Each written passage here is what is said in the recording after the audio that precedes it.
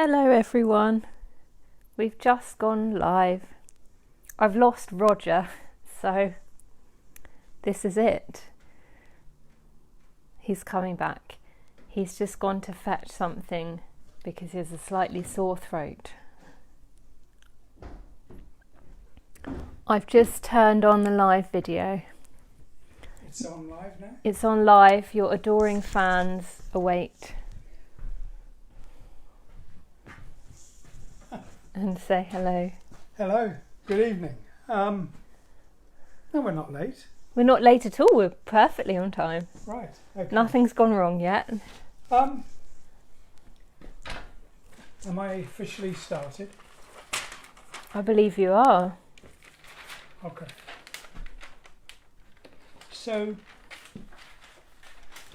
I was saying to Christabel just now that the painting, it seems to be coming together in my mind, but it's been a bit reluctant to come forth, as it were. And I'm concerned about how these two windows are looking too much like eyes. So I've been playing around with ideas for the windows, and I put a piece of tracing paper over the painting and was sketching out different shapes. I'll leave that there.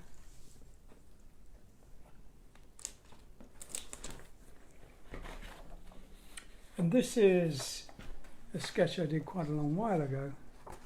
Is that too close? That's perfect.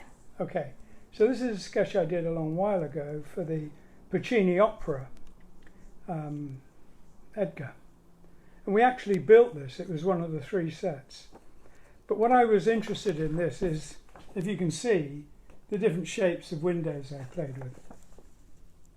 So with that in mind, I'm going to go back and revisit the painting. And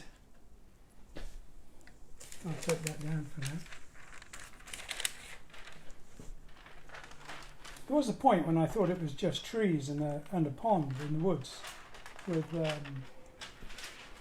kingfisher. But it does seem now that it's a sort of foliage covered tea room, village, whatever, naturally just sort of popped out of the woods. So it's there, willy-nilly, it's there. And I'm trying to give it a lot more form, so it's much more definition with that, but at the same time hide it with the foliage that's growing all over it. Having said give it more definition, I don't want to give it any more than it absolutely needs. So a little bit of shaping, but leaving it as vague and mysterious as it'll let me. And I'm not quite sure how vague and mysterious it's going to allow. But that's something I'll figure out. I thought by today we would finish it, but maybe not, I don't know. I had a shot since last time we were on air of trying to deepen and darken this end of the pool and leave water lilies. So the water lilies aren't painted, the water behind them is painted, but the water lilies themselves are actually painted with Chinese white, and I thought I would try that and try Helen Allingham's other technique of literally scratching the paint off. I'm going to do both and see which works for me. Is that to say that the actual pads then, they are the layer that was already on there and you've painted the water over them?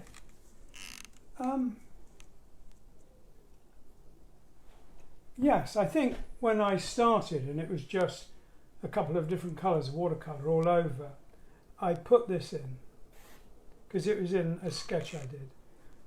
And it's a bridge really, and it's stayed there ever since. So that probably won't change. That'll remain the bridge it is and will be. So there's a bridge, a path into this. There's a doorway. I've sketched it, but I haven't painted it yet. I'm still in the mood to play with it a bit, see what happens. And there's stuff going to be going on here and here. So it's just beginning, and once it's all done, I'm going to hope the whole thing will settle back into a middle distance, a sort of misty, green, mysterious middle distance. And I'll do that by pulling out the foreground a lot more obviously.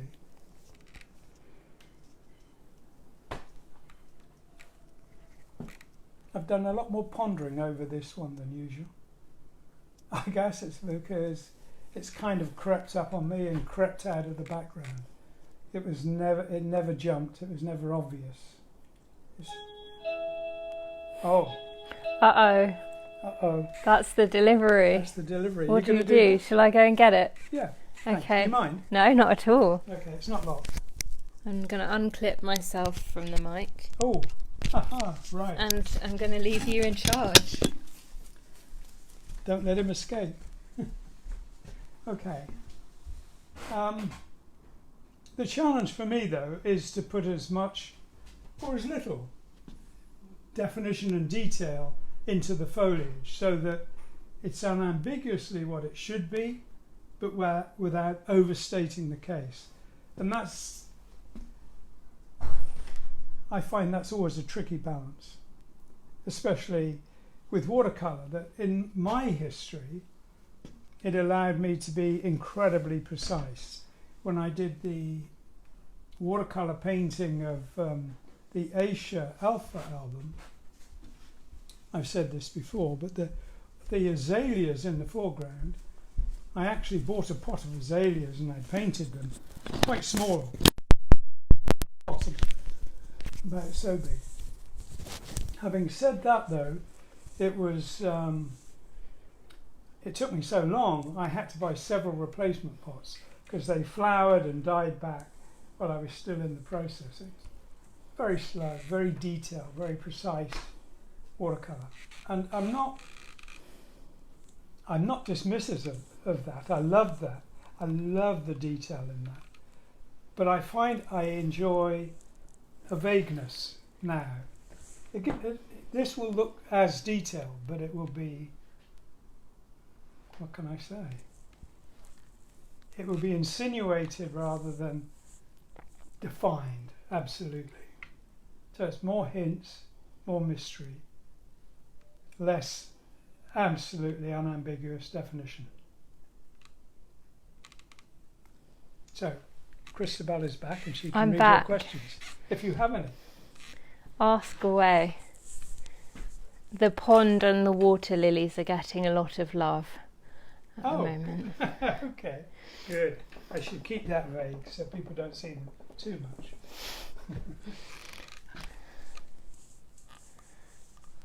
One of the things about watercolour is I'll work on it one day and then I'll leave it for a few days or a week and it'll dry out.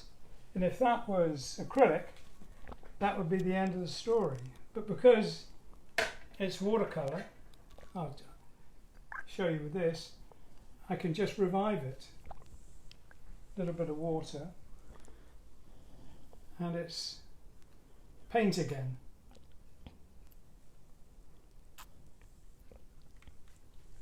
What was the delivery, Roger? Who's asking? That's Mike Flanagan. Oh, okay. What was the delivery? Meaning what date it was supposed to be delivered by? No, I think they just wondered what was delivered just now. Oh. Well, there's two things due. One is a book. It was from Amazon. It looked book-like. It looked book-like, so it's a book. Adrian Grover is asking, will there be a kingfisher in the painting? The kingfisher, which I have shown, is actually part of the logo. And Mike Innes, who works with me and does amazing stuff on the computer, has sent a version of the logo, which is like the painting, it's still in process. And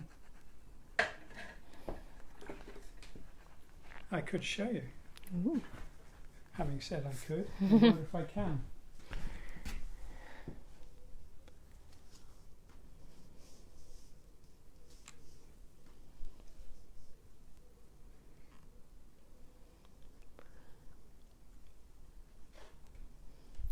While you find that, I can confirm that yes, these easels are small step ladders.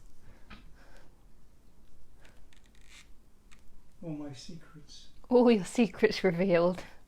Yeah. You can't hide from the camera.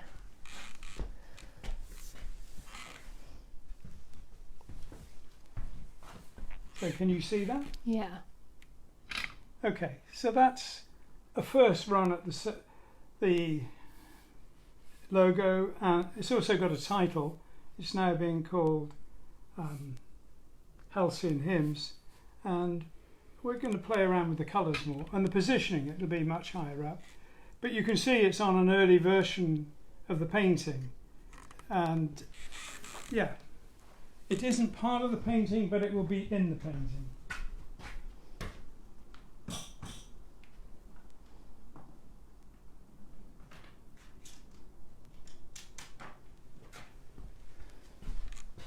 Weirdly, when I started out, I often did paintings in different parts when it was very difficult. But now, when it's quite easy with Photoshop and the like, I rarely do it. So the logo is always a different part. But there you go.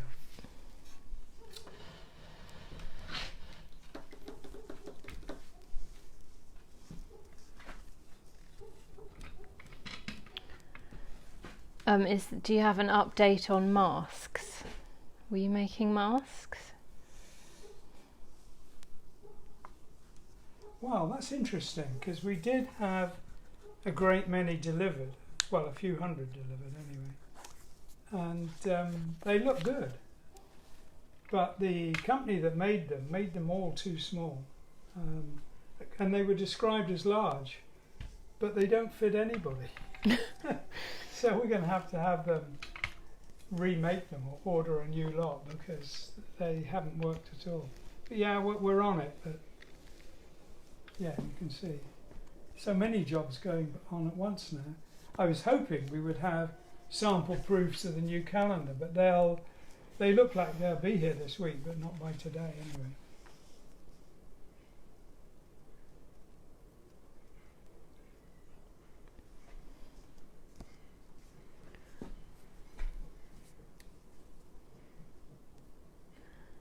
Any update on your fourth art book?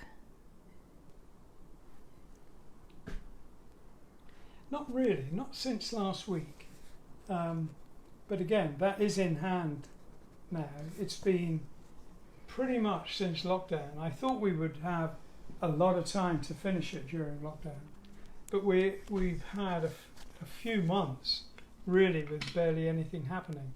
But it's underway again, and I'm hoping to have a few page proofs in the next few days. So I know it's a cliche, but watch this space. We're getting there.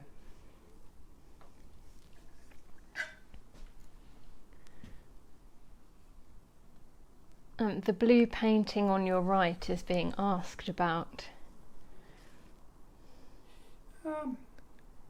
It's just an experimental background from the classes we were doing. So I'm not sure what will happen with that. Something maybe.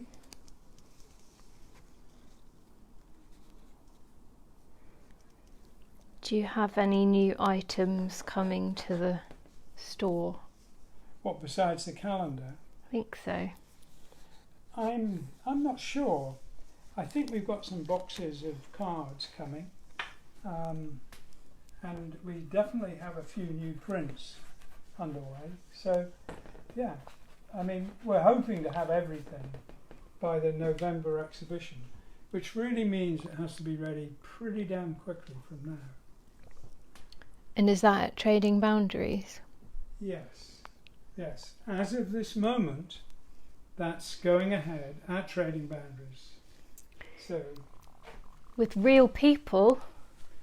Yeah. in a Yes. real place. You know, How the exciting. usual rules of social distancing, but otherwise, yeah.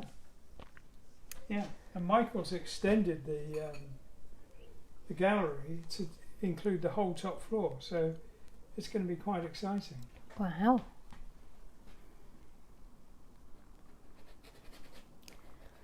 And anybody who goes can see all the exciting developments that Michael's put in place. I don't know how many will be finished. I must go and have a look around myself, actually. At this moment, Michael is in Poland with Monica, so when he gets back, I'll go over and have a look.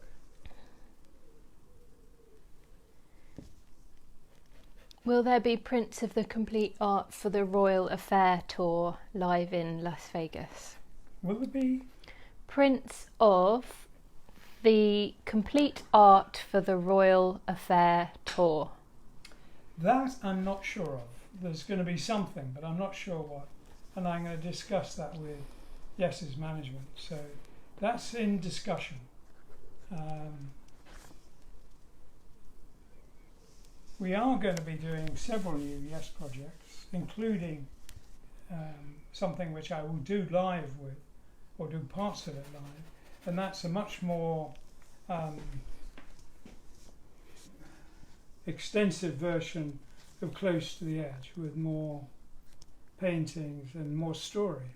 So that's something we should be bringing out for the 50th anniversary of Close to the Edge. So that's a project that has been underway on and off a few years now, and hopefully, yeah, that will be ready for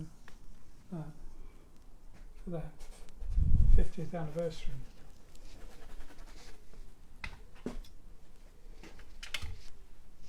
Sorry? I'm just dancing about with a spider here. Don't mind me.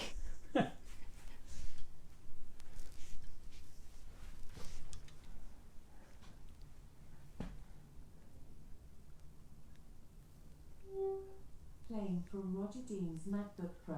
Oh, hello. It's always talking to us.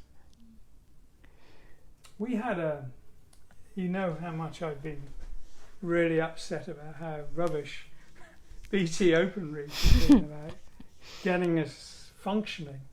I had a phone call from BT OpenReach this week, and they were saying, "Am I happy with my service?" And I said, "Not in the least." And they said, "Oh, well, we're very sorry. What's the problem?" And I said, "I barely have any internet online at all." And That's BT OpenReach. They're calling to leave it. sue you for slander. We went through the whole process of doing online speed tests and everything like that. And they said, "Well, this is very bad. You're supposed to be getting a minimum of 15 megabytes upload." And I said, "Yes, I am." Because when we did the speed test, I was getting 0.48 megabytes upload.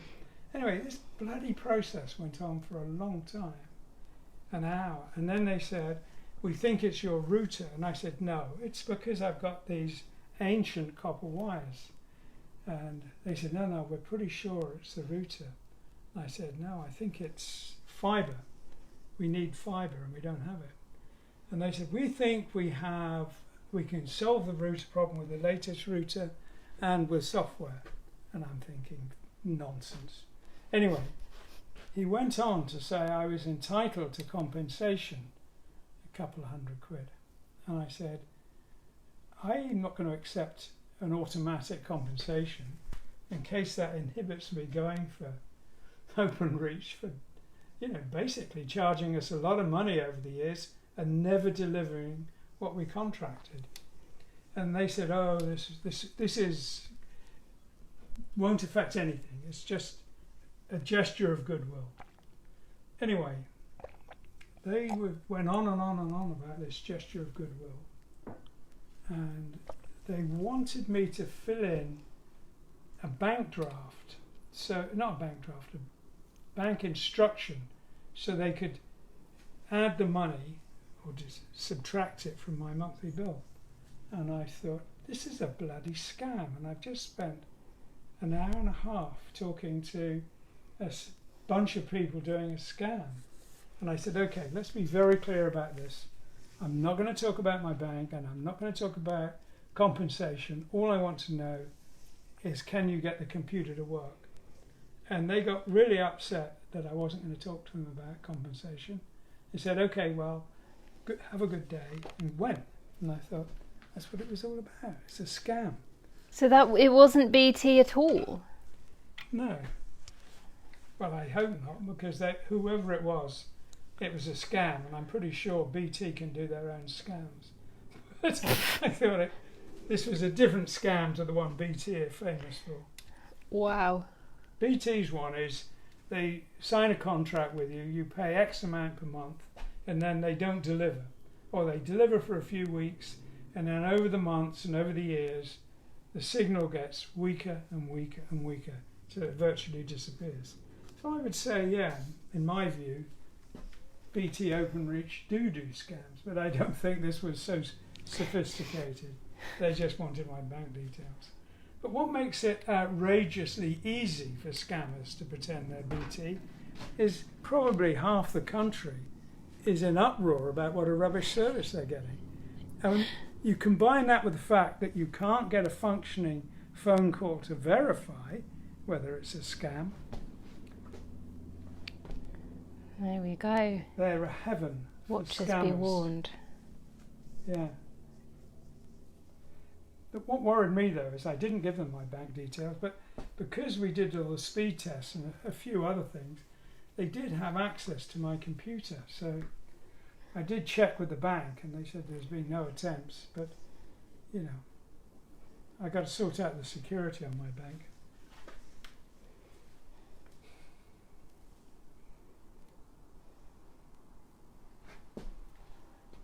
I'm standing here nattering and painting, which basically I've been doing for a few weeks now.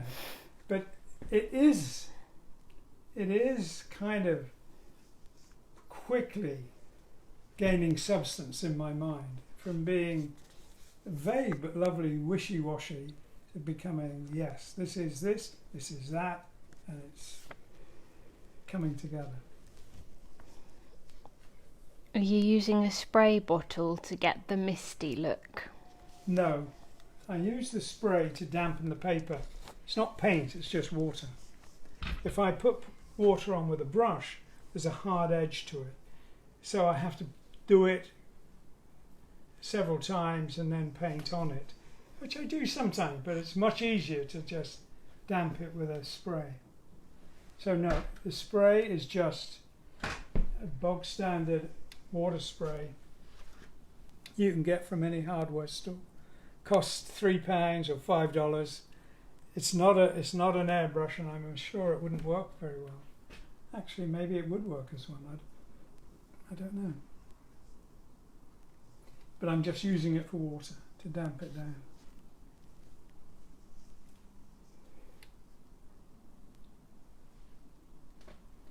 I'm ever so tempted to draw on this. I might. Would you not normally do that? It's what I used to do. Nowadays, I like to work really with paint, exclusively with paint.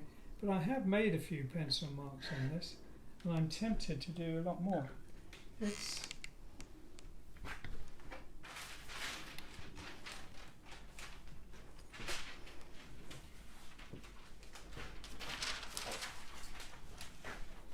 I like the idea of being able to play around with quite detailed windows, and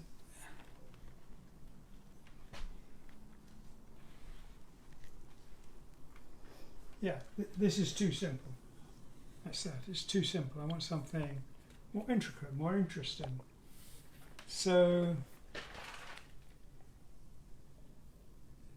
I'm going to work on that with the pencil. But today, now, I'm going to stay with the paintbrush, because the paintbrush is what's giving it form. detail I can do later.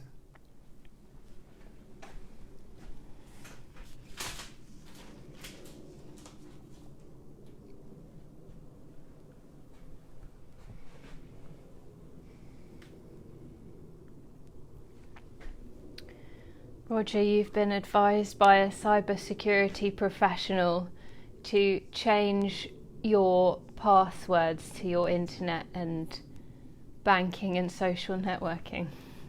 That's probably a very FYI. good, that's a good idea. Thank you.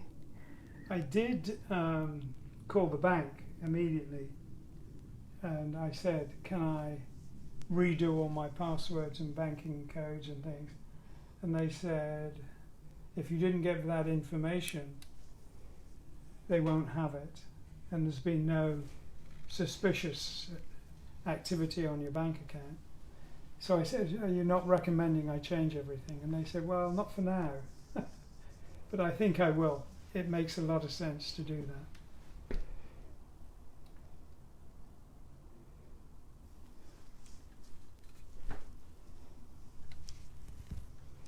Yeah. Do you always paint your watercolours vertically? No. It's really an issue of size, and I've taken to painting this way because I like this size of paper, and if I'm sitting at a desk, it's, you know, and I'm resting my hand on the desk and working like that, which is how I would have been if I was drawing and so on. It means I use a piece of paper so I don't mark it, and I'm working like that. It's slightly on the large size for that. You know, if I'm leaning right across and I'm working at the top edge.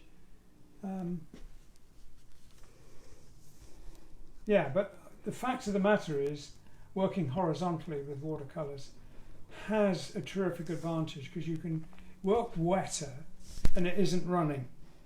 The trouble with how I'm doing it here is that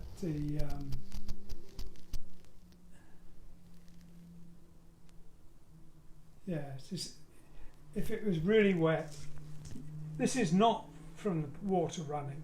I did that on purpose with a brush. I sort of scrubbed it out, but you would get vertical runs if it got very wet when it's vertical. So you have to hold back, keep it drier than you might otherwise. Why didn't you get involved on the cover for Yes, going for the one? Well, this is a question I get asked a great deal, and I've answered it many, many times. It was, I don't know, a bit of foolishness, because I actually did the painting that was for the print flight before going for the one. And I went out to Montreux to show the band. I had the painting with me. And when I arrived in the studio, John, who obviously wasn't very busy with the recording, was sitting in front of an easel painting. And he said, oh, this is what I want for the cover. And I thought, well, John, I guess it's your band, you can do what you like. But I wasn't going to pick up his painting and change it. And so I spent a few days looking around Switzerland and enjoying it. And foolishly, I didn't show the rest of the band. And I found out since that certainly several of the band really, really wanted me to do a cover and got the impression I wasn't interested. So that was my fault. And of course, I also think it was John's fault. It was mostly mine. I have been asked, I was asked quite seriously to do the cover that I originally intended for a re-release a couple of years ago, and it was a very difficult decision because Storm had just died, and although there was a great deal of hostility in the band to the cover, of going for the one. I didn't feel comfortable doing it in the immediate aftermath of storms passing. So maybe sometime in the future we'll have a revisit. Complicated though. Books put new covers on books often, but it's not a good practice in music because people will mistake it for a different album. We'll see. Complicated issue, but it's definitely in discussion from time to time. Not with everybody, but some people.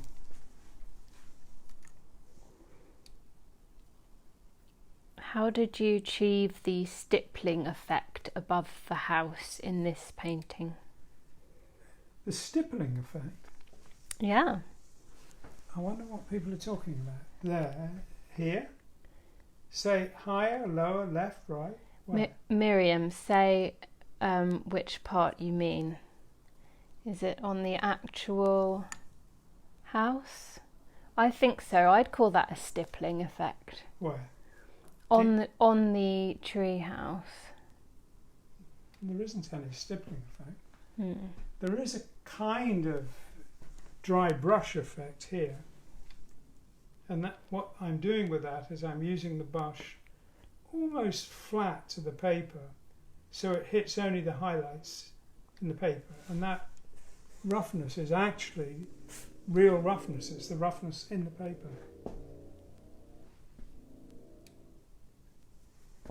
I might do a bit of that because I want to get some dark area behind the...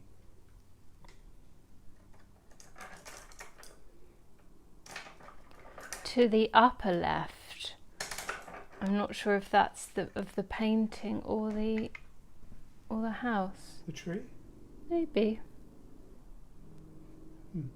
Well, there is painting like you've just seen me doing, or, which I haven't done today, there is a kind of very flat painting, which I've done here and here, but it isn't stippling per se. Stippling is, you might do it with a pen, where you do dots with the pen, but there isn't any actual stippling here.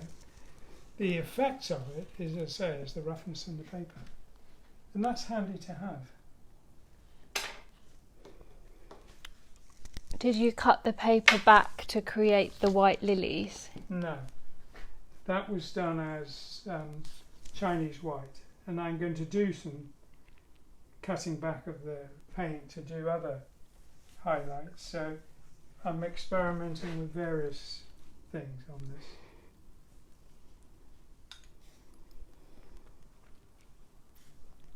Are you in talks to do the new Asia album? Am I what? In talks to do the next Asia album? Well, it has been mentioned that there will be a new Asia album. I don't really know what the status of that is, to be honest.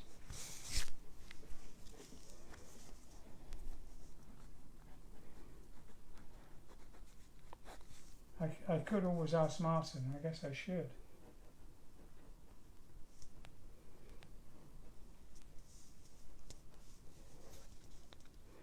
What's the largest canvas you've painted on? The largest canvas I painted on was one for Anderson Bruford Waitman. Actually, two for Anderson Bruford Waitman now. And it was 9 foot by 6 foot, which is, I don't know what that is in meters. It's just under 3 meters by just under 2.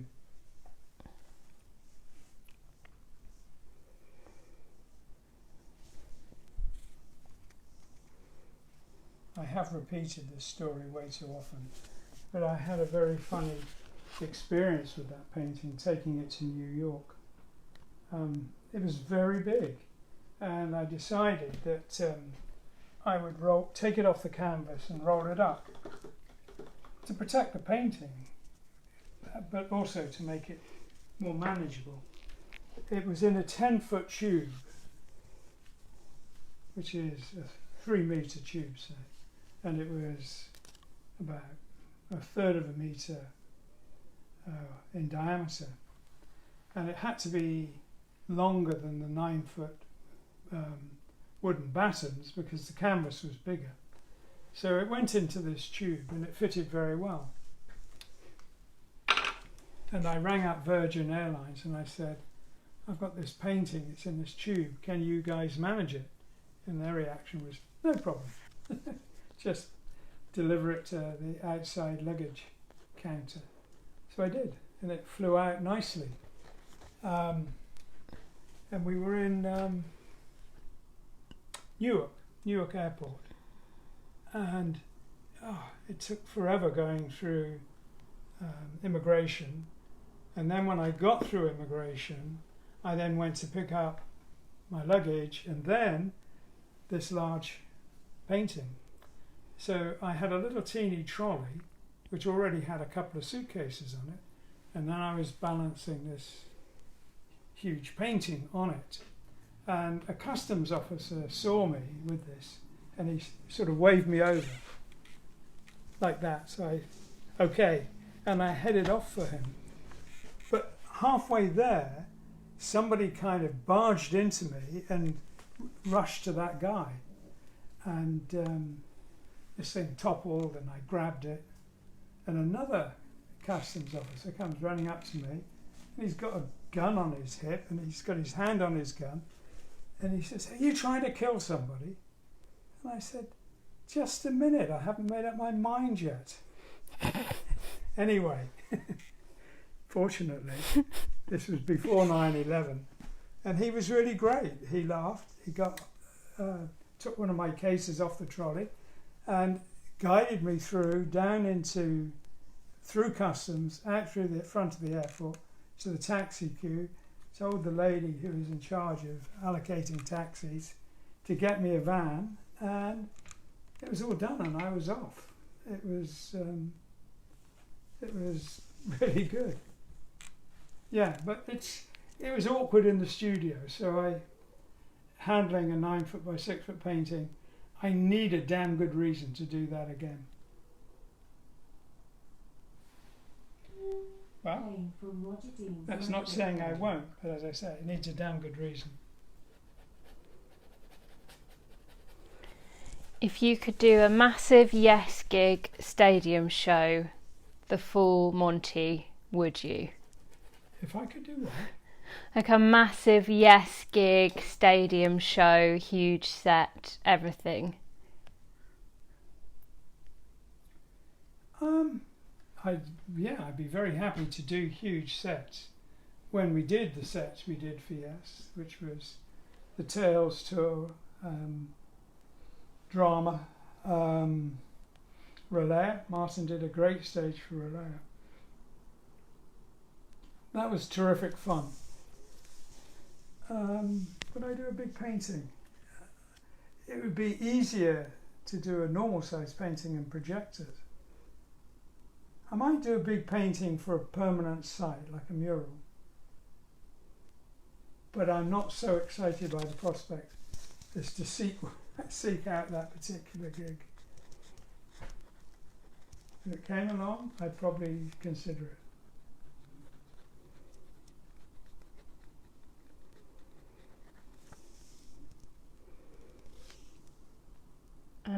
We're being asked again about the paper. Is it cold or hot pressed?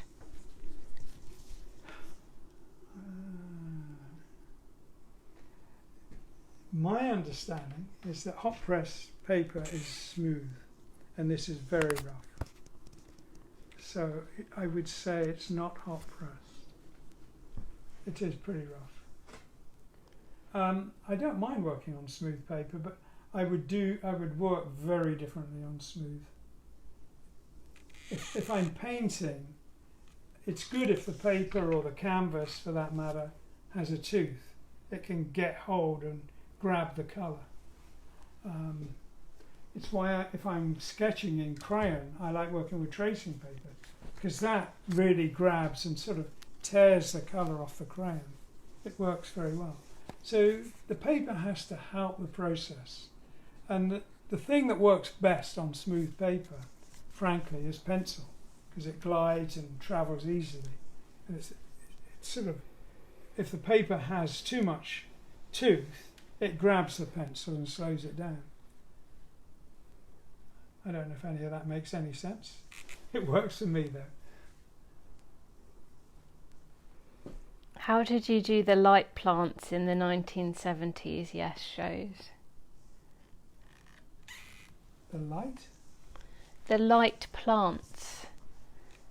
Do they mean the big, like moving things of set that you Yeah, had? that would have been either the Tails show, most likely Tails, but possibly the Relayer. Yeah, they were all fiberglass shapes that were both illuminated from the inside and had lights projected on them at different times. So they could have a coloured glow at 1 minute and then they'd have hard lights bouncing off them another. But it was all done with lights and transparent fiberglass. And moving bits. I think one of the things that was fun about both those stages is there was a lot of moving parts. A sort of bioluminescent landscape is how we described it back then.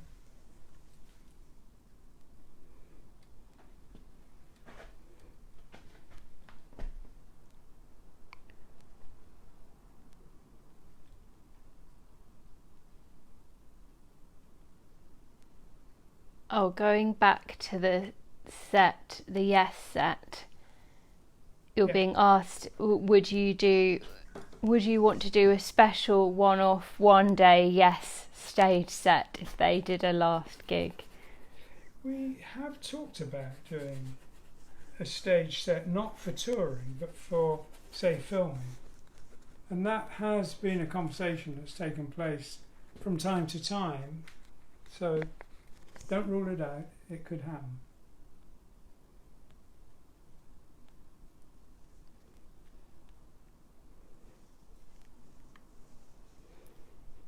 Have you ever met Roger Dean, the sculptor?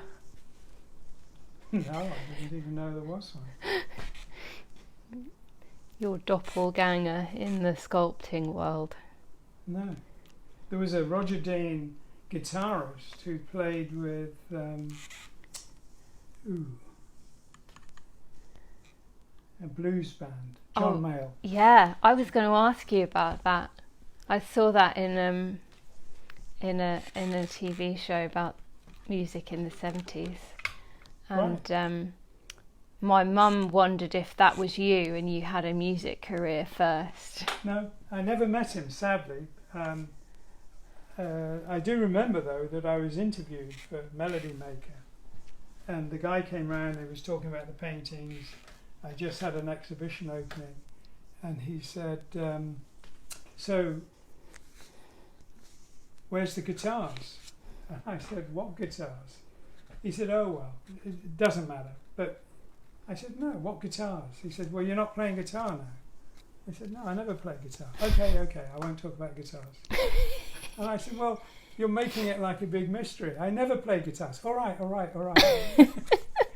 And there was no getting around it. He was convinced I had some evil secret about why I wasn't talking about guitars.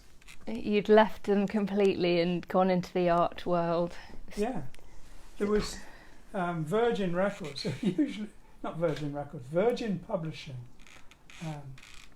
They had a guy in charge of it called Maxim, and he was usually quite diligent about getting his facts right, but they published an encyclopedia of rock and roll. And under my name, they talked about the album covers I did, and did say I had a previous career playing with John Mayall. What can I say? Just take the credit, it's fine. Well, yeah, there you go.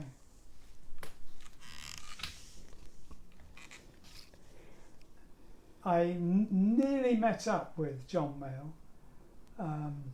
We did a blues festival. I've often been to prog festivals and prog cruises, but because I did a number of blues album covers, I was invited to the Kitchener Blues Festival in Canada, and I met up with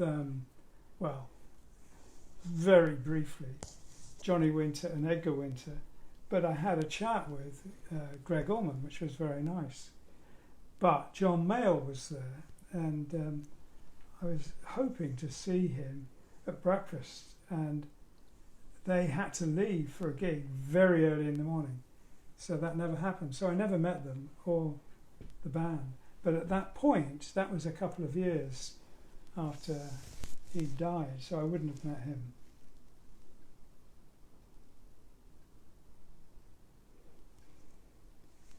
Are you interested in doing any animated movies? Yeah. I keep stepping back onto the tripod. I've got a strange angle because otherwise the light was glaring. Yeah. Well, I would, yeah.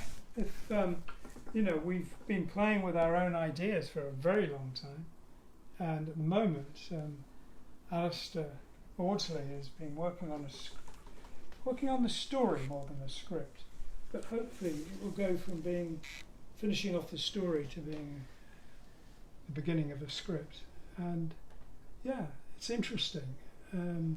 We had a story called Floating Islands, which this is based on, so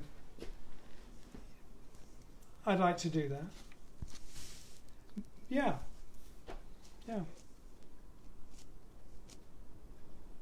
It's interesting for me though, because I could see that either as a live action or animation.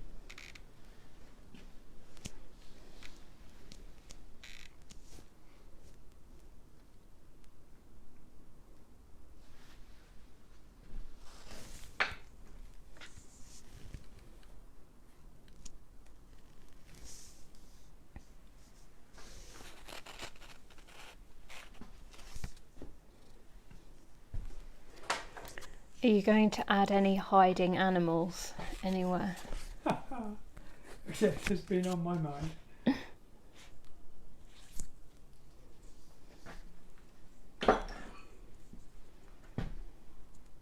Can you tell from where you are how we're doing on battery life? I can't see, but I think we'll be all right because your phone was fully charged today. Yes, it I'm was. very impressed. I have got an issue, and it's a recurring one with the battery in the phone, so I've been sort of wanting to keep an eye on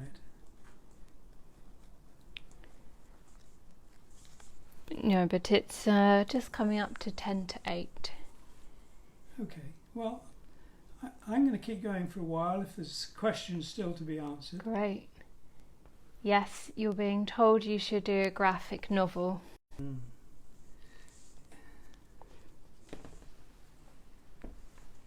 I've had some very impressive authors I'd love to work with, ask me if I would illustrate a book.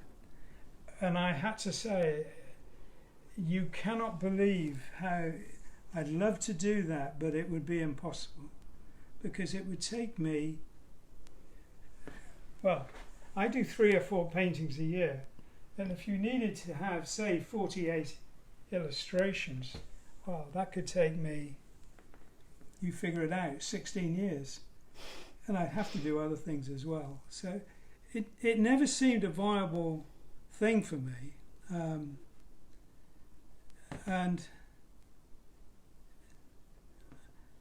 there are people who are really good comic artists.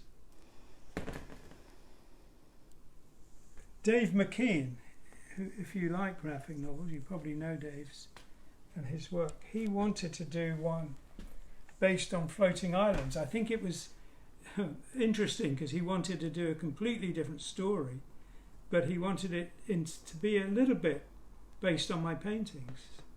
And we agreed it, and he sent me stuff from time to time.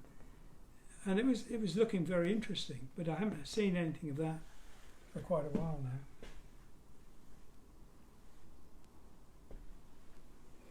What do you think of CGI in movies?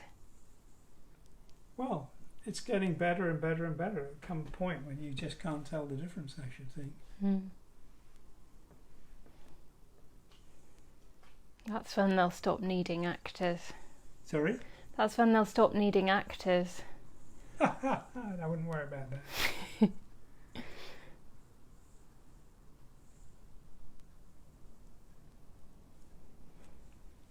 What do you think about it? I think it's amazing, actually. I love, because what's very common now is to use actors to be the basis for, it's called motion capture. So they capture not only your physical movements but also your detailed facial expressions, and that's what's put into the computer and turned into something completely different, but is based on a real person with real movements and emotions. So I think it's very exciting. Yeah, we did worked on a computer game called Onyx, and I mentioned that before. I worked with Michael Kaluta, and he did all the characters. And this was a long time ago. We started work on that in early 90s, and before DVDs.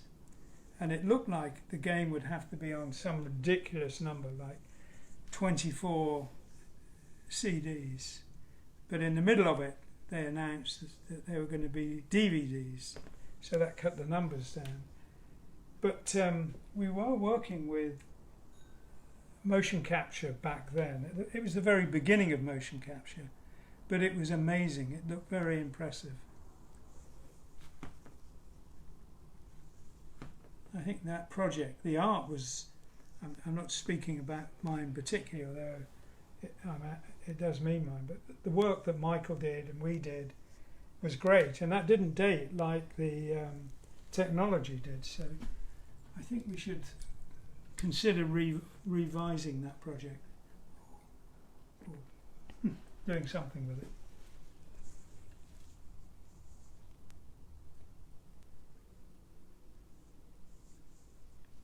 Do you like the Moody Blues? It's very interesting because of the many fantastic bands. There are lots of bands I really haven't heard much of, and because I've worked with John Lodge a few times, and they went on tour with Yes, John and his band was on tour with Yes all last summer, and they did a number of songs I really thought were incredibly good. So simple answer, yes. Arthur Brown was on the tour, and I thought he was amazing. He was just fantastic. The most amazing theatrical guy, and his songs were incredible. He really should have been. He kind of invented theatre on the stage before David Bowie, before Genesis were doing it with Peter Gabriel. There was Arthur Brown, and he was known, of course, for his early hit of Fire, and he played with Carl Palmer. Carl Palmer, when he was in his teens, played with Arthur Brown, and Arthur Brown used to live in Lewis. I did not know that. He was very good. And they had John Lodge from doing Moody Blues stuff, and they had Arthur Brown, they had Carl Palmer doing all kinds of different things. They had Aisha, and they had Yes. So it was a good fun tour to be part of, and we did an exhibition at every gig, so that was fun too. A busy spring and summer.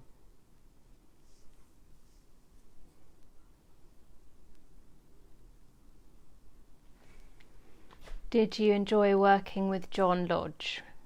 Yeah, I did.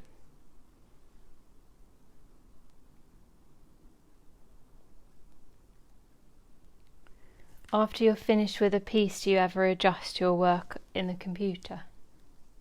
Do I ever? Adjust your work on the computer. Yes, all kinds of different reasons for doing that. One is when you get the scans, the colours tend to be really fantastic, but they are in RGB and the printer's going to be done in CMYK. So I like to see what it's going to look like in CMYK, often adjusting the colours slightly, more an attempt to get it to have the colour range and vividness of the original rather than to change it into something else. But on a couple of occasions we've actually changed it completely, and that was quite fun doing that. So there was the original, and on some cases there's been a Photoshop variant on the original. What about art directing another artist for a collaboration on a graphic novel? We kind of did that with the War of the Worlds project. I sketched out the drawings and worked with a couple of other artists who did the paintings, including Tim White, and he did some amazing paintings. So yeah, so I have worked that way.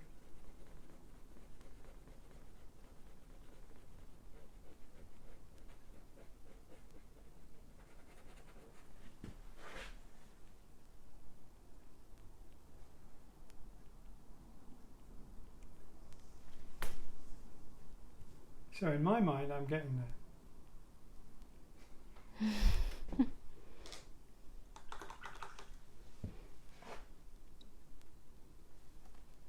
So to me this is the doorway, a path leading off the main path, and there will be an entrance in here, and there will be more windows, and it may be the last time I show this as a work in progress.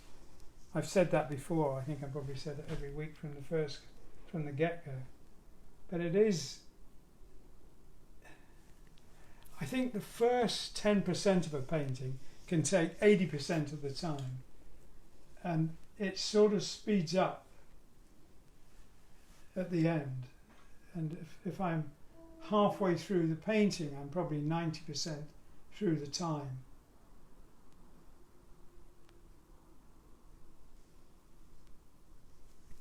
Yeah, I think that would be a good judgment call on how much time is involved.